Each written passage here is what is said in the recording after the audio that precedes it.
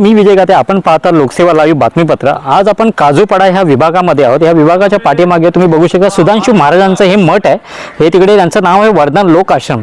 हे बनले 2010 ला आणि तुम्ही त्याच्या पाठीमागे बघू शकता इथे केशरीपाडा आहे। हा केशरीपाडाचा हे जी बस्ती आहे हे 1998 पासून इथे राहत आहेत आणि हा येणारा जाणाऱ्यांचा दोघांचा रस्ता एकच आहे। म्हणजे मला तुम्ही सांगा ना, ह्या रस्त्याचे मालक मूळ कोण, जो 1998 पासून राहतोय की जो 2010 पासून राहतोय? तरी हे ज्या मठाचे जे काही अधिकारी आहेत, त्यांचे जे सिक्युरिटी गार्ड आहेत, इकडच्या राहणाऱ्या स्थानिक लोकांवरती जबरीने दबाव टाकत आहे की त्यांनी तुम्ही कोणती गाडी आणू शकत नाही। कुठलाही पेशंट असेल तो बिचारा इकडून त्याला चालत जावं लागतं। सिलेंडर असो, जीवनावश्यक वस्तूसाठी पण त्याला इथून रस्त्यावरून चालत जायचे। आज त्याच्यावरती वेळ आलेली आहे। हे आश्रम नक्की लोकांच्या सेवेसाठी बनवला होता की लोकांवरती दबाव टाकण्यासाठी? याच्याबद्दल ह्या गावातल्या लोकांची काय प्रतिक्रिया आपण जाणून घेऊ। आम्हाला इकडे जाम तकलीफ आहे, गेटची सुद्धा गाडी येत नाही आणि घराचे सामान वगैरे असतात ते पण घेऊन देऊन देत नाही ते लोक। इकडं आश्रम आहे, आश्रमच्या नावाने यांनी काय खोलून ठेवलं ते आम्हाला सध्या माहीत नाही आहे। आणि हे लोक आहेत आम्हाला इकडं अडचण देतात। ते म्हणतात की आमचा रस्ता आहे, आमचा रस्ता आहे। आम्ही इकडे रहिवासी आहोत, आम्ही इकडचे रहिवासी आहेत, आम्हाला सुद्धा अडवतात इकडं। किती वर्षापासून राहता इकडे? हे आम्ही इकडं आम्हाला कम से कम जास्ती आम्हाला खूप वर्ष झालेत। हे 2010 मध्ये आलेत, आम्ही इकडे जाम वर्षापूर्वीच राहायला लागलोय। तर हे बोलतात की आमचा रस्ता आहे, आमचा रस्ता, आम्ही चालून देणार नाही तुम्हाला, असं करून आम्हाला अडचण करतात।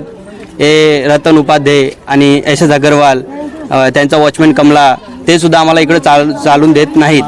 तुमच्याकडे काय पैशाची मागणी वगैरे? पैसे ते बोलतात की पैसे द्यावा लागतील तेव्हा आम्ही तुमची गाडी सोडू, नाहीतर रतन उपाध्याय हां तेव्हा गाडी सोडू। ते बोलतात या रस्त्यावर चालायचं असलं तुम्हाला तर ते त्याच्यासाठी तुम्हाला पैसे द्यावा लागतील।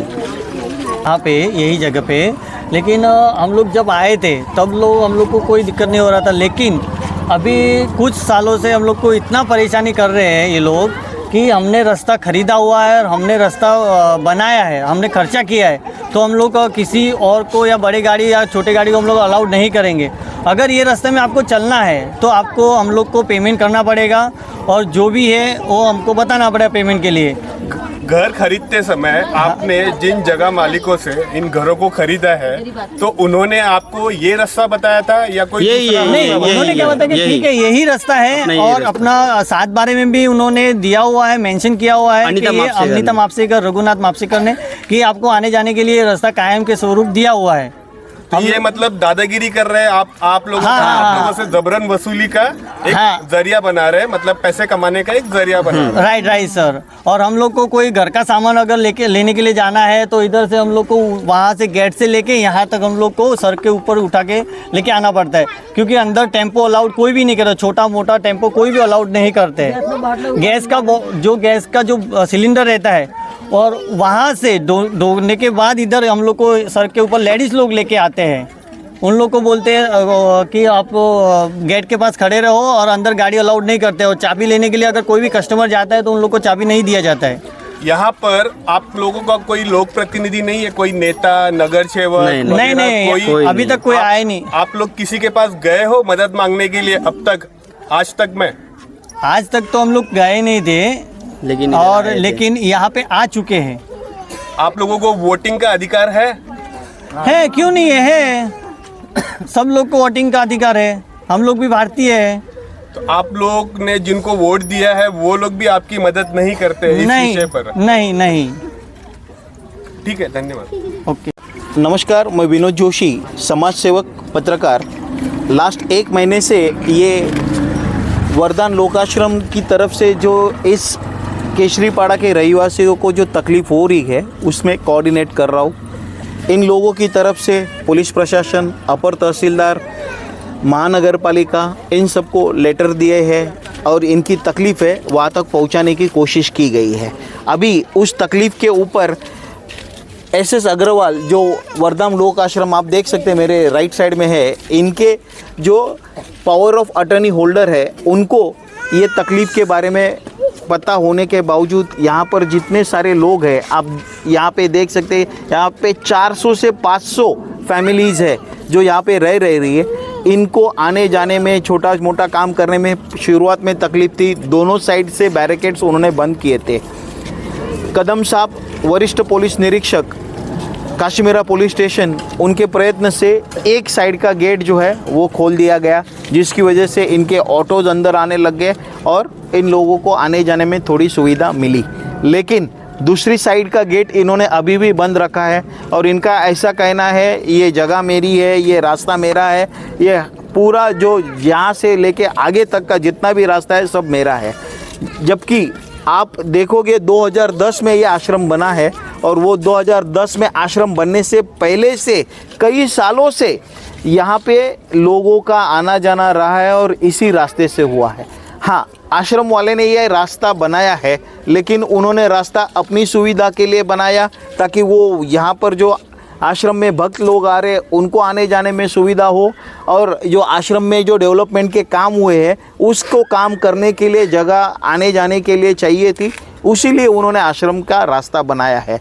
और आज वो दावा कर रहे हैं वो आश्रम का रास्ता बनाने के बाद हम यहाँ के मालिक है और सारी जगह हमारी है, जबकि जो 7/12 मालक है यहाँ की, उन्होंने जितने सारे लोग हैं ये रास्ता आने जाने के लिए पब्लिक के लिए दिया हुआ है, किसी ने ये रास्ता ख़रीदा या बेचा नहीं है। यहाँ पर जो भी चल रहा है आश्रम के आड़ में ये लोगों को तकलीफ़ देने का काम चल रहा है। इसके लिए जिम्मेदार SS अग्रवाल, उनके मैनेजर रतन और उनका वॉचमैन कमला, इनके ऊपर सख्त से सख्त कानूनन कार्रवाई होनी चाहिए, जिसकी वजह से आज 400 से 500 लोगों की फॅमिलीज को, कुटुंबों को जो तकलीफ हो रही है उससे छुटकारा मिल सके। शपथ म्हणण्यापेक्षा ना मला असं वाटतं की ब्रिटिश काळामध्ये कसं ते टॅक्स लावत होते ते तसं चालू झालेलं आहे। येण्या जाण्याचा चालण्याचा जो रस्ता आहे त्याच्यावरती त्यांचा अधिकारही नसताना जे स्थानिक लोक आहेत त्यांना देखील ते लोक पेमेंट मागत आहेत, प्रत्येक घरामागे 15-15 हजार रुपये। म्हणजे आणि ह्या गोष्टीकडे आपल्या इथे बरेचसे लोक आहेत जे उच्च स्तरावर आहेत, त्या लोकांपर्यंत ही गोष्ट गेली नाही आहे की त्यांना माहीत नाही आहे। माझ्यासारखे विनोद सरांसारखे, साजनसारखे या असे जे सोशल वर्कर आहेत यांच्यापर्यंत ही गोष्ट पोचू शकते, जी छोट्या छोट्या गोष्टींमध्ये आपला आनंद लोकांपर्यंत पोचवत असतात, लोकांना आनंद देत असतात, त्यांना जसं जमेल तसं त्यांना मदत करत असतात। परंतु मला असं म्हणायचं की ह्या गोष्टीचा बरेचसे मोठी लोक आहेत की त्यांना का नाही या गोष्टीची माहिती।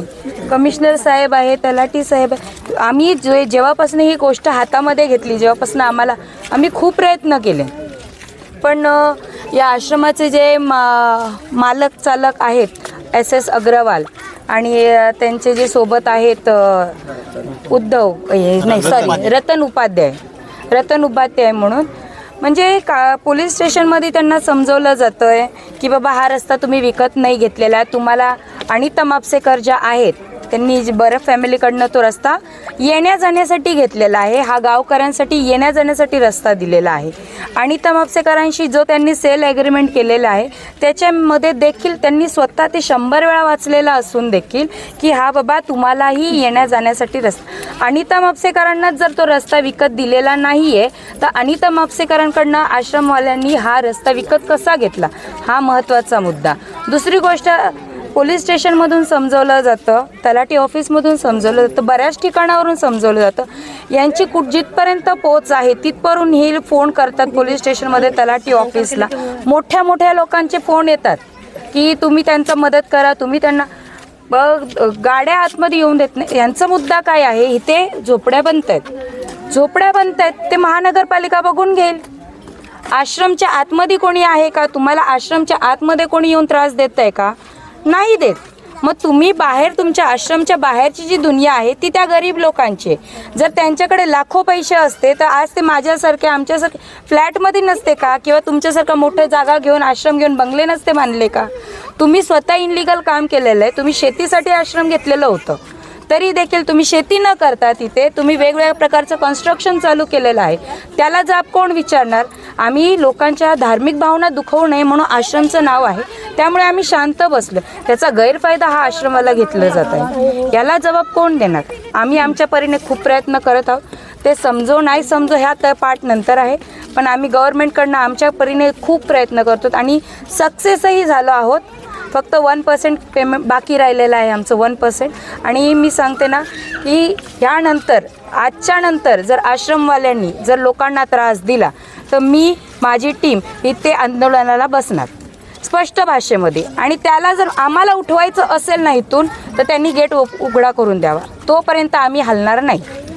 आने नहीं दिया था टेम्पो, सब परेशान था, ऑफिस कर दिया उधर से, एकदम लंबा से लाना पड़ा सामान.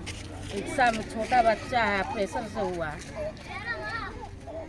ये आपकी लड़की का बच्चा है, ये आपका बच्चा है. ये तो आपका सामान जब लाने नहीं दिया गया तो आपने सामान कैसे लेके आया? रिक्शा से लेके आए, रिक्शा से हाथ से धके लाया, खाट उट सब.